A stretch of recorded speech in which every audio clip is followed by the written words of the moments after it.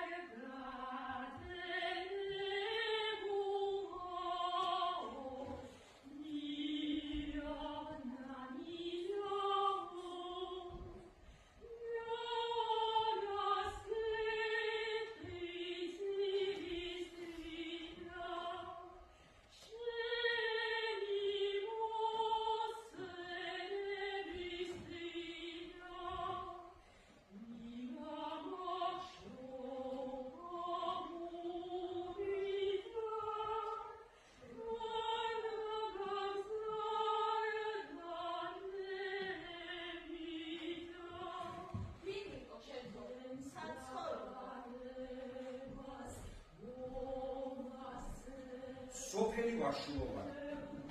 ეს უმშვენიერესი სოფელი საქართველოს უკიდურეს აღმოსავლეთ ნაწილში მდებარეობს.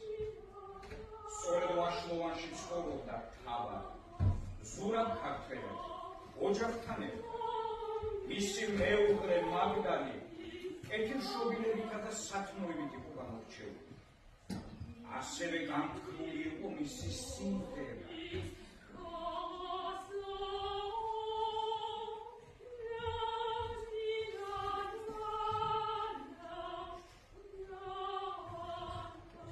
მაგდანის ხალერდოვანი ხმა ბულგრის აღსტოვებდა არებს.